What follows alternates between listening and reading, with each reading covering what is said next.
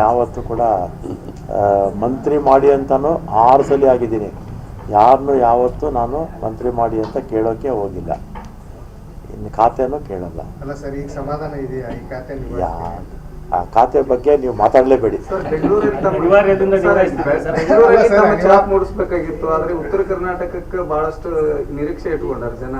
ಆದ್ರೆ ಇದು ಬಹಳಷ್ಟು ದೂರ ಇರೋದ್ರಿಂದ ಒಂದ್ ಸ್ವಲ್ಪ ಮಾತಾಡೋದೇ ಇಲ್ಲ. ಅಲ್ಲ ಸರ್, ಈಗ ಬಹಳಷ್ಟು ಜನ ಬದಲಾವಣೆ ಆಗುತ್ತೆ ಅನ್ನೋ ನಿರೀಕ್ಷೆ ಇಲ್ಲ ಸರ್. ಅದ್ರ ಬಗ್ಗೆನೇ ಮಾತಾಡಲ್ಲ. ನೀವು ಕೇಳಬೇಡಿ. ಮಂತ್ರಿಗಳು ಸಿಕ್ಕಾರ ಉತ್ತರ ಕರ್ನಾಟಕದವ್ರು ಹ್ಯಾಪಿ ಅದಾರ ಅಂತ ನಾವು ಭಾವಿಸ್ತೀವಿ.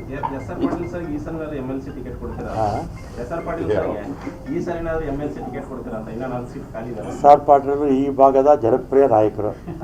ಅವರೆಲ್ಲ ಕೂಡ ವಿಧಾನ ಪರಿಷತ್ತಲ್ಲಿ ಅಥವಾ ರಾಜ್ಯಸಭೆಗೆ ಅರ್ಹತೆ ಇರ್ತಕ್ಕಂಥವ್ರು ಅಲ್ವಾ. ಇದ್ರೆ ನಮ್ಮ ಕಾಂಗ್ರೆಸ್ ಪಕ್ಷಕ್ಕೆ ಅನುಕೂಲ ಆಗುತ್ತೆ. ಪಕ್ಷ ಅವ್ರನ್ನ ಕಡೆಗಣಿಸ್ತಾ ಇದೆ ಅಂತ ಅನಿಸ್ತಿಲ್ಲ ಸರ್? ಈಗ ಕೆಲವು ಸಂದರ್ಭದಲ್ಲಿ ಏನೋ ಆಗಿರುತ್ತೆ ಅಲ್ವಾ. ಅವರು ವಿಧಾನ ಪರಿಷತ್ ಎಲ್ಲ ರಾಜ್ಯಸಭೆಗೆ ಹೋಗುವಷ್ಟು ಅರ್ಹತೆ ಅವ್ರಿಗಿದೆ. ಇಟ್ಕೊಂಡಿಲ್ಲಪ್ಪ. ನಾನು ಯಾವತ್ತೂ ಕೂಡ ಮಂತ್ರಿ ಮಾಡಿ ಅಂತಾನು 6 ಸಲ ಆಗಿದ್ದೀನಿ. ಯಾರನ್ನು ಯಾವತ್ತೂ ನಾನು ಮಂತ್ರಿ ಮಾಡಿ ಅಂತ ಕೇಳೋಕೆ ಹೋಗಿಲ್ಲ.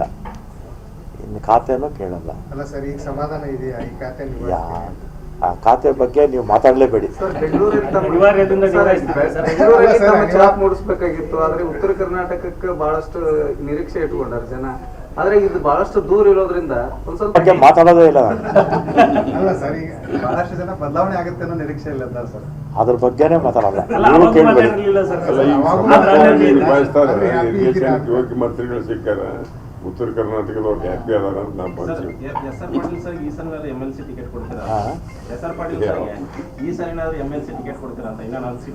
SR ಪಾಟೀಲ್ ಈ ಭಾಗದ ಜನಪ್ರಿಯ ನಾಯಕರು. ಅವರೆಲ್ಲ ಕೂಡ ವಿಧಾನ ಪರಿಷತ್ತಲ್ಲಿ ಅಥವಾ ರಾಜ್ಯಸಭೆಗೆ ಅರ್ಹತೆ ಇರ್ತಕ್ಕಂಥವ್ರು ಅಲ್ವಾ. ಇದ್ರೆ ನಮ್ಮ ಕಾಂಗ್ರೆಸ್ ಪಕ್ಷಕ್ಕೆ ಅನುಕೂಲ ಆಗುತ್ತೆ. ಪಕ್ಷ ಅವ್ರನ್ನ ಕಡೆಗಣಿಸ್ತಾ ಇದೆ ಅಂತ ಅನಿಸ್ತಿಲ್ಲ ಸರ್?